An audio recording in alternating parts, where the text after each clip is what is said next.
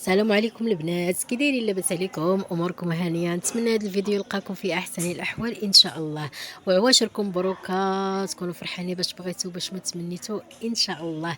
حبيت نشارك معكم الطويبله ديال صباح العيد اللي غادي نصاب. ديجا درت معكم الحلوه ديال الرشبونت، ودابا غادي نعطيكم المقادير ديال المسيمنات اللي كيجيو بواحد الطريقه سهله وبسيطه. كنحتاجو في هذا الرغايف اللي غادي تشوفوا معنا الزيت، الفينو. هذا عزلته بوحديته لاننا غادي نديرو مع العجينه، وهذا الكويس هذا هو باش غادي نفرق، والزبده. وكنحتاج الدقيق ديال الحلويات. هذه غندير معكم واحد الطريقه ماشي المعتاده اللي كيدار دائما، اللي كنبداو فيها هي كناخذوا الهاشوار، كناخذوا الفينو هو الاول. كندير هاد الفينو في الهاشوار، وكنضيف عليه شويه ديال الملحه،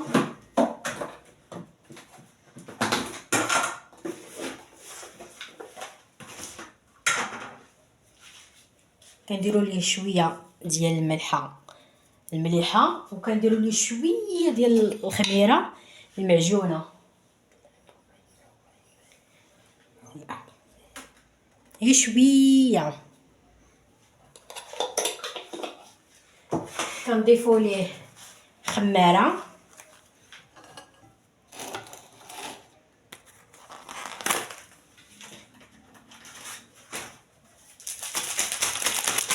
كندير لهذا الخليط هذا كندير ليه خماره. هانت في الهاشوار بحال هكايا درت الملحه، ودرت شويه ديال الخميره، ودرت الخماره، ودرت هذا الفينو هذا. غادي نضيف عليه 2 كيسان ديال الماء، وغادي نطحنو مزيان. عاد نرجع لكم الخليط مزيان، غادي نصبوه في هذه الكسيعه بهذا الشكل هذا.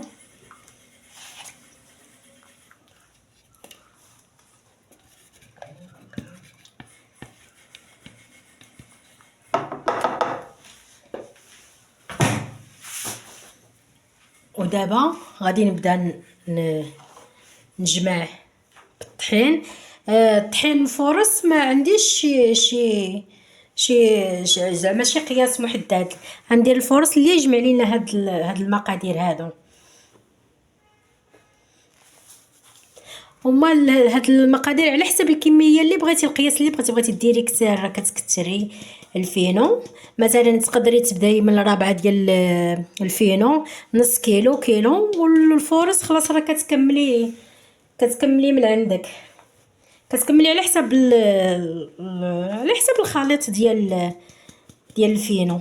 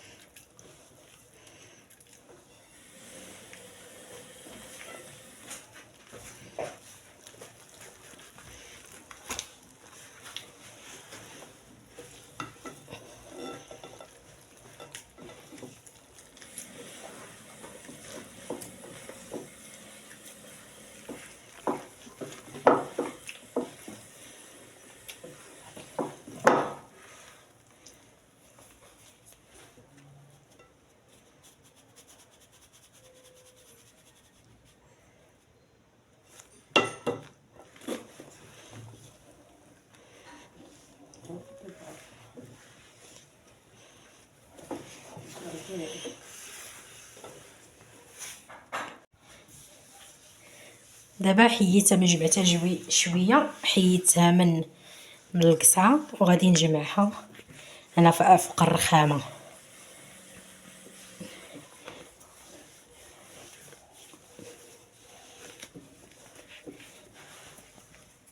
غنبدا نجمع عليها القصوحيه اللي بغينا.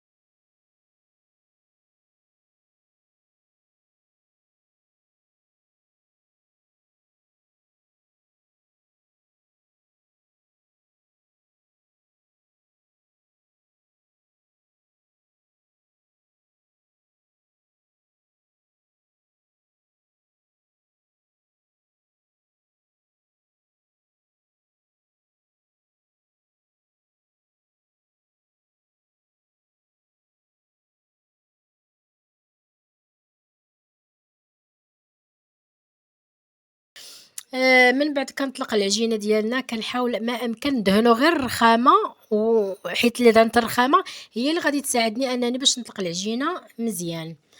من بعد كنطلقها مزيان، كنرشها بشوية، كندهنها بشوية ديال الزبدة، وعاد كنرشها بشوية ديال الفينو، وكنطويها على 4 الشكل العادي ديال الرغيفات.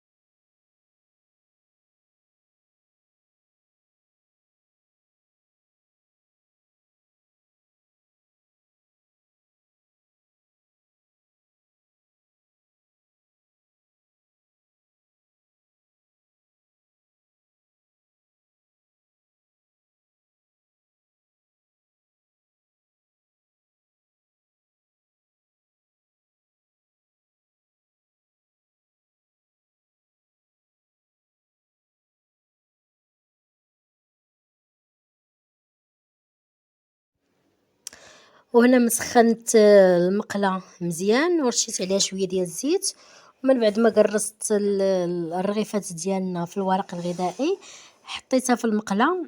غير كنحطها، كنخليها غير تبقى شوية، وكنقلبها باش تنفخ لينا، باش الرغيف يتنفخوا لينا. كنبقى نقلبها على هاد الجهة وعلى هاد الجهة حتى تتحمر مزيان، وكنحطوها ونعاودو الاخرى.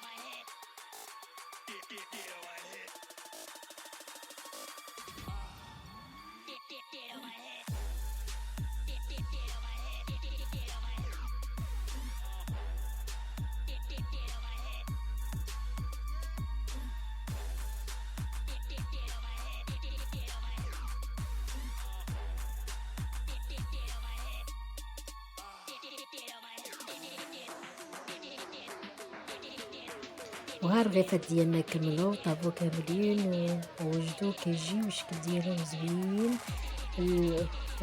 ما كنرقهمش، كنديرهم شويه رقاق باش كيجيو مورقين وزوينين، شي لدرجه انك الرغيفه كتجمعها وكتجي يعني كتطلقها كيجي زوين، كيجي خفيف وزوين.